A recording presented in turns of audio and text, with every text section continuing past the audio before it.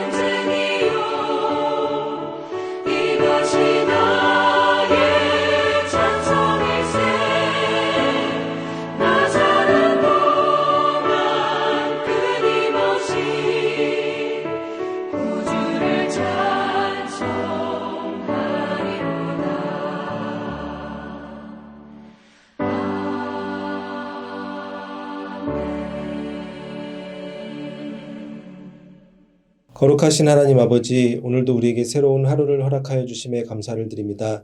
특별히 오늘 이 시간 우리의 가족들을 위해서 기도합니다.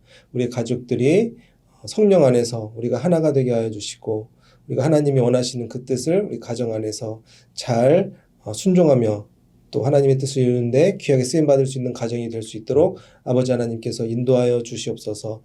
우리가 각자가 처한 그런 상황 속에서 언제 어디서나 주님의 음성에 귀를 기울이고 날마다 그 음성에 순종하며 믿음의 길을 걸어갈 수 있는 믿음의 가정이 될 수 있도록 날마다 아버지 하나님께서 우리 가정을 눈동자같이 지켜주시고 주님의 길로 인도하여 주시옵소서. 이 시간 사도행전 말씀을 다시 봅니다. 말씀을 읽을 때 우리의 마음문을 열어주시고 나에게 주신 하나님의 음성을 듣고 우리의 삶이 하나님이 원하시는 그런 삶의 모습으로 변화되는 은혜의 시간 되게 하여 주시옵소서. 성령의 역사를 경험할 수 있는 축복의 시간 되게 하여 주시옵소서. 감사드리며 살아계신 주 예수 그리스도의 이름으로 기도하옵나이다. 아멘. 우리에게 주시는 하나님의 말씀은 사도행전 22장 2절에서 16절까지의 말씀입니다. 그들이 그가 히브리 말로 말함을 듣고 더욱 조용한지라. 이어 이르되 나는 유대인으로 길리기아 다소에서 났고 이성에서 자라 가말리엘의 무언하에서 우리 조상들의 율법에 엄한 교훈을 받았고 오늘 너희 모든 사람처럼 하나님께 대하여 열심히 있는 자라. 내가 이 돌을 박해하여 사람을 죽이기까지 하고 남녀를 결박하여 옥에 넘겼노니 이에 대제사장과 모든 장로들이 내 증인이라. 또 내가 그들에게서 다메섹 형제들에게 가는 공문을 받아가지고 또 거기 있는 자들도 결박하여 예루살렘으로 끌어다가 형벌받게 하려고 가더니 가는 중 다메섹에 가까이 갔을 때에 오정쯤 되어 호련히 하늘로부터 큰 빛이 나를 둘러 비치매 내가 땅에 엎드러져 들으니 소리 있어 이르되 사울아 사울아 내가 왜 나를 박해하느냐 하시거늘 내가 대답하되 주님 누구시니까 하니 이르시되 나는 내가 박해하는 나사렛 예수라 하시더라. 나와 함께 있는 사람들이 빛은 보면서도 나에게 말씀하시는 이의 소리는 듣지 못하더라. 내가 이르되 주님 무엇을 하리이까? 주께서 이르시되 일어나 다메섹으로 들어가라. 내가 해야 할 모든 것을 거기서 누가 이르리라 하시거늘 나는 그 빛의 광채로 말미암아 볼 수 없게 되었으므로 나와 함께 있는 사람들의 손에 끌려 다메섹에 들어갔노라. 율법에 따라 경건한 사람으로 거기 사는 모든 유대인들에게 칭찬을 듣는 아나니아라 하는 이가 내게 와 곁에 서서 말하되 형제 사울아 다시 보라 하거늘 즉시 그를 쳐다보았노라. 그가 또 이르되 우리 조상들의 하나님이 너를 택하여 너로 하여금 자기 뜻을 알게 하시며 그 일을 보게 하시고 그 입에서 나오는 음성을 듣게 하셨으니 내가 그를 위하여 모든 사람 앞에서 내가 보고 들은 것에 증인이 되리라. 이제는 왜 주저하느냐? 일어나 주의 이름을 불러 세례를 받고 너의 죄를 씻으라 하더라. 아멘. 계속해서 사도행전 말씀을 우리는 보고 있습니다. 오늘은 22장의 말씀입니다. 이제 사도행전 20장이 넘어가면서부터 여러 도시에서 예루살렘을 떠나 안디옥을 떠나서 여러 도시에서 이제 복음을 전했던 사도 바울이 고난을 받는 그런 시간들이 사도행전에 등장하게 됩니다. 예루살렘으로 돌아온 바울을 기다리고 있었던 것은 바울을 향한 많은 사람들의 핍박이었습니다. 여러 다른 도시에서 복음을 전했던 바울, 누가 그러면은 바울을 핍박하였을까요? 쉽게 인간적으로 생각해보면 그 이방 민족, 다른 도시의 사람들이 바울을 핍박하였거니라고 생각할 수 있지만 바울을 핍박했던 사람들은 다름 아닌 바울과 같은 민족이었던 유대인들이었습니다. 유대인들은 바울이 율법을 어지럽히고 또 신성을 모독하며 또 예수님을 전한다는 그 사실 때문에 바울을 핍박하였던 것입니다. 그리하여 예루살렘에 돌아온 바울을 유대인들은 잡아서 그를 막 성문 밖으로 이제 내쫓고 그를 이제 죽이려고 막 때리려는 그런 순간의 모습들이 21장에 기록되어 있습니다. 그런데 그때 어떠한 일이 일어났습니까? 로마의 군인 천부장이 바울을 때리는 유대인들의 그 사람들을 보고 바울을 데리고 옵니다. 바울을 데리고 왔던 이유는 이 사람에게 어떤 죄가 있는지 물어보기 위해서 바울을 이제 데리고 영문 밖으로, 영문 안으로 다시 이제 옮기는 그런 장면이 21장 후반부에 등장하고 있습니다. 만약에 그 천부장이 아니었다라면 바울은 그 유대인들에게 의해서 맞아서 그냥 숨을 거둘 수밖에 없는 그러한 운명이었지만 감사하게도 하나님의 인도하심 안에 천부장이 그 바울의 죽음을 막는 그러한 일을 하였던 것입니다. 이러한 순간에 바울은 어떤 생각을 하였을까요? 우리는 스데반 집사가 순교했던 모습, 사도행전 7장의 모습을 기억할 수 있습니다. 스데반 집사가 유대인들에게 둘러싸여서 돌로 맞아 순교하는 그 순간에 바울이 그 순간에 바로 있었습니다. 사도행전에서는 바울이 스데반이 죽는 모습을 보고 당연히 여겼다라고 기록하고 있습니다. 그러면서 바울은 스데반을 떠올리고 동시에 자신의 죽음을 떠올릴 수 있었을 것입니다. 나도 이제 그 스데반 집사처럼 이렇게 유대인들에게 맞아서 죽게 되는구나라고 생각하였을 즈음에 천부장이 나타나서 자신의 생명을 어떻게 보면 구해주는 그런 순간을 맞이하게 된 것입니다. 그래야 천부장과 함께 이제 이동하는 순간에 바울이 천부장에게 말을 먼저 걸죠. 제가 말을 해도 됩니까? 라고 이제 천부장에게 말을 합니다. 그런데 이 말을 듣고 천부장이 놀라게 되죠. 그 이유가 무엇이었습니까? 바로 바울이 헬라 말을 하였기 때문입니다. 그래야 천부장은 바울에게 이렇게 말합니다. 네가 헬라 말을 할 줄 아느냐? 이렇게 물어보게 됩니다. 그러면서 이제 바울은 얘기합니다. 내가 이 나를 죽이려는 백성들한테 말을 할 수 있는 기회를 달라라고 이제 천부장에게 요청을 하죠. 그래서 그 요청을 천부장이 받아들이고 이제 많은 백성들 앞에서 바울이 얘기하는 장면이 오늘 본문의 내용이라고 할 수 있습니다. 자신을 죽이려 했던 그 유대인들 앞에 서서 이제 바울은 이젠 헬라어가 아닌 또다시 히브리어로 말하기 시작합니다. 사도행전 22장 3절의 말씀입니다. 나는 유대인으로 길리기아 다소에서 났고 이성에서 자라 가말리알의 문화에서 우리 조상들의 율법에 엄한 교훈을 받았고 오늘 너희 모든 사람처럼 하나님께 대하여 열심히 있는 자라. 아멘. 바울은 조용히 자신의 말을 듣고 있는 그 유대인들에게 자신에 대해서 소개합니다. 내가 어떤 사람인지. 나도 당신들과 같은 유대인입니다. 다소 출신입니다. 그리고 자신이 가말리알 문화에서 교육을 받았다라고 말합니다. 그 당시 가말리엘은 많은 유대인들에게 존경을 받는 율법 학자였습니다. 그리하여 유대인들에게 나도 좋은 이렇게 교육을 받고 또 다소 출신이고 당신들과 같은 유대인입니다라고 먼저 자신을 소개한 것입니다. 그리고 그 마지막에 중요한 이야기를 합니다. 어떻게 자신을 소개하고 있습니까? 사도 바울은 나도 당신들처럼 하나님을 향한 큰 믿음을 가지고 있는 사람입니다. 라고 정중하게 사도 바울이 자신을 소개하면서 그 상대방과 내가 같은 사람입니다. 라고 말하고 있는 것입니다. 오히려 보면 이를 인간적으로 이해해보면 조금 이해가 되지도 않을 수 있습니다. 지금 나를 죽이려는 사람들에게, 그 유대인들에게 나는 당신들을 이해할 수 있다. 당신들이 하나님을 향한 큰 믿음을 가지고 있는 것을 나는 이해할 수 있다라고 바울은 말하고 있는 것입니다. 율법을 향한 큰 믿음을 가지고 하나님을 향한 큰 믿음을 가지고 당신이 살아가는 것처럼 그것 때문에 나를 죽이려 하는 것을 나는 이해할 수 있다라고 바울은 말하고 있는 것입니다. 그래서 이어서 바울은 자신의 인생을 쭉 소개하게 됩니다.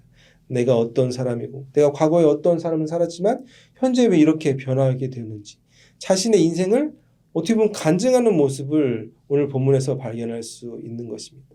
오늘 사도 바울이 그 죽음의 순간 앞에서 많은 사람들 앞에서 이렇게 자신에 대해서 이야기하는 순간을 우리는 좀 전에도 말씀드렸던 것처럼 스데반 집사가 마지막에 죽음을 앞두고 복음을 전했던 모습과 우리는 비교해서 생각해 볼 수 있습니다. 스데반 집사는 마지막에 그 많은 사람들 앞에서 자신을 죽이는 사람들 앞에서 무엇을 전했습니까? 성경 말씀을 전했죠. 구약 성경의 말씀을 그는 요약해서 길게 설교하였습니다. 아브라함부터 모세, 요셉, 다윗에서 마지막에 예수 그리스도를 그들에게 스데반 집사는 선포하였다는 것입니다. 바울은 근데 이와는 조금 다르게 성경에 대해서 이야기하는 것이 아니라 자신의 삶에 대해서 그들에게 말하고 있는 것입니다. 내가 어떻게 변화되었나? 간증과 같은 내용이라고 할 수 있습니다. 그런데 바울과 스데반은 그 삶의 가장 위험한 순간에 그들이 나를 죽이려는 사람들 앞에서 비굴한 모습으로 용서를 구하지 않고 담대하게 복음을 선포하고 있는 그 용기 있는 그리스도인의 모습을 보여주고 있는 것입니다. 이 말씀을 보면서 우리는 우리의 삶을 떠올릴 수 있습니다. 우리의 삶이 하나님 주시는 복으로 인해 행복한 삶을 살아가는 순간도 있지만 때로는 고난에 처하는 순간들이 있습니다. 그럴 때 우리 마음 가운데는 전도를 향한 복음을 선포할 수 있는 마음이 전혀 들지 못하는 것을 우리는 우리 삶을 통해 되돌아볼 수 있는 것입니다. 하나님께서 우리에게 원하시는 가장 궁극적인 삶의 목적이 무엇입니까? 하나님을 찬양하고 복음을 전하는 삶입니다. 그것이 가장 가치 있는 일인 것을 우리는 잊지 말아야 될 것입니다. 하나님께서 원하시는 삶의 모습은 우리가 어떠한 삶의 형편에 따라 어떠한 순간에는 복음을 전하고 어떠한 순간에는 마치 그리스도인이 아닌 것처럼 그 고난에 허우적거리며 살아가는 것이 아니라 어떠한 삶의 순간에서도 예수 그리스도를 전하는 삶을 살아가는 것을 하나님께서는 우리에게 원하고 계신 것입니다. 그래야 사도 바울은 이렇게 고백하였습니다. 나는 그리스도를 위하여 날마다 죽노라. 그의 삶의 가장 큰 목적이 예수 그리스도였던 것을 우리는 잊지 말아야 될 것입니다.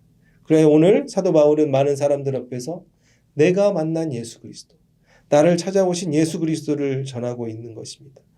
나를 죽이려 했던 많은 사람들을 향해 비난하는 것이 아니라 먼저 그들에게 공감을 이끌어내고 있는 어떻게 보면 성숙한 그런 믿음이 있는 그리스도인의 모습을 우리는 바울의 그런 모습에서 발견할 수 있습니다. 이러한 태도가 우리에게도 있어야 됩니다.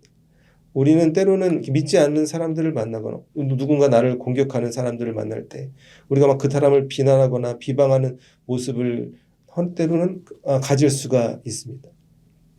복음을 전하기 위해 우리가 먼저 가져야 될 태도는 상대방을 공감하는 마음이 있어야 되는 것입니다. 그래야 바울은 그들에게 말합니다.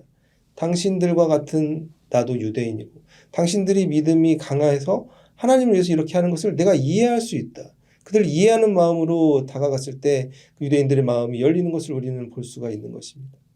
두 번째로 바울이 자신을 간증하면서 예수 그리스도를 전할 때 어떠한 방법으로 전하였습니까? 오늘 본문을 보시면 바울은 자신이 변화된 과정을 자세하게 설명하였습니다. 내가 전에는 이러한 사람이었는데 율법을 중요하게 여기고 하나님을 향한 큰 믿음을 가지고 예수님을 붙박하는 삶이 하나님이 원하시는 삶인 줄 알았지만 예수 그리스도께서 나에게 직접 찾아오셔서 나에게 말씀해 주셨다. 그 장면을 그 순간을 자세히 하나하나 말하는 모습을 오늘 본문 안에서 우리는 발견할 수 있는 것입니다. 사도행전 22장 14절 15절의 말씀입니다. 그가 또 이르되 우리 조상들의 하나님이 너를 택하여 너로 하여금 자기 뜻을 알게 하시며 그 의인을 보게 하시고 그 입에서 나오는 음성을 듣게 하셨으니 내가 그를 위하여 모든 사람 앞에서 내가 보고 들은 것에 증인이 되리라. 아멘. 즉 사도 바울은 자신이 변화된 것은 자신의 어떤 노력이나 자신의 경험으로 자신의 생각으로 변화된 것이 아니라 어떤 성공을 이루기 위한 그런 마음을 가지고 자신이 변화된 것이 아니라 하나님께서 직접 나를 선택하시고 예수 그리스도를 만나게 하시고 예수님의 음성을 듣게 해 주셨다. 하나님의 주권을 그는 말하였습니다. 그리고 하나님께서 나를 명령하셨어. 내가 그 명령에 따라 이제는 증인이 되는 삶을 살아가게 되었다라고 사도 바울은 자신의 삶을 많은 사람들 앞에서 이야기하는 모습을 우리는 볼 수가 있는 것입니다. 즉 사도 바울이 얘기하는 그 모든 것의 초점은 내가 이렇게 변화된 것은 내 의지와 내 삶의 목적을 이루기 위한 삶이 아니라 하나님이 나에게 주신 그 비전을 따라 사는 삶으로 변화되었다. 사도 바울은 많은 사람들 앞에서 말하고 있는 것입니다. 오늘 말씀을 보면서 우리가 여러 가지를 생각할 수 있지만 우리가 몇 가지를 정리해서 생각해 볼 수 있습니다. 첫 번째로는 복음을 전한 그리스도인의 삶을 살아갈 때 바울에게 닥쳤던 것처럼 우리에게도 예상치 못한 고난이 찾아오는 순간들이 있습니다. 그럴 때마다 우리는 어떠한 마음으로 살아가야 됩니까? 복음을 전하는 삶에도 고난이 따르지만 우리는 어떠한 고난 중에도 담대하게 예수 그리스도, 복음을 선포하는 삶을 살아가야 된다는 것입니다.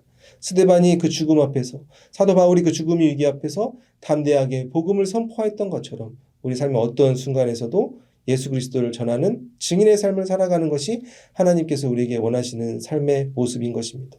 그리고 우리가 복음을 전할 때, 예수님을 전할 때 어떠한 방법으로 전해야 됩니까? 상대방을 비난하거나 비판하는 것이 아니라 공감하는 마음을 가지고 그 사람을 이해하는 마음을 가지고 우리가 예수 그리스도를 전해야 되는 것입니다. 그리고 또한 중요한 것은 우리가 물론 성경 말씀을 전하고 성경에 대해서 소개하면서 복음을 전할 수 있지만 내가 만난 예수 그리스도를 전할 때 그 복음의 능력이 구원의 역사가 일어나는 것을 우리는 잊지 말아야 되는 것입니다.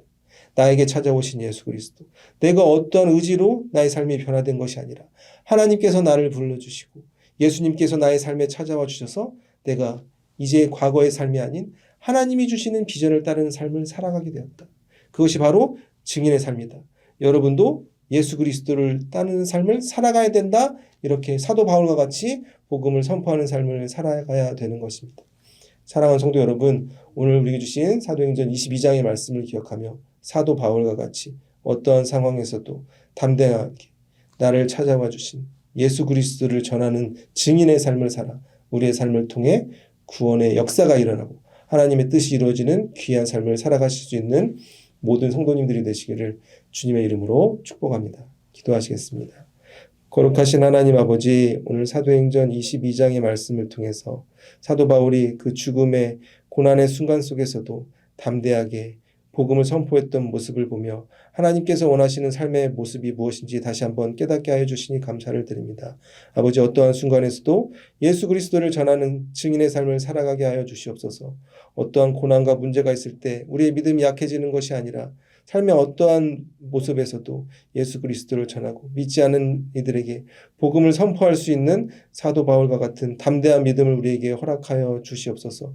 또한 우리가 복음을 전하고 예수 그리스도를 선포할 때 다른 이들을 비난하는 것이 아니라 그들을 공감하는 마음으로 그들의 마음문을 열게 하여 주시고, 그 무엇보다도 내가 만난 예수 그리스도를 완전하게 전할 수 있는 또 믿음과 지혜와 또 능력을 우리에게 허락하여 주시옵소서. 그래야 우리를 통하여 우리 만나는 수많은 사람들이 예수 그리스도를 알게 되고 하나님의 사랑을 깨달을 수 있는 귀한 축복의 통로의 삶을 살아갈 수 있는 우리 모두가 되게 하여 주시옵소서. 이 모든 것에 감사드리며 살아계신 주 예수 그리스도의 이름으로 기도하옵나이다. 아멘. 계속해서 중보 기도 제목을 위해서, 개인의 기도 제목을 위해서 기도하시겠습니다.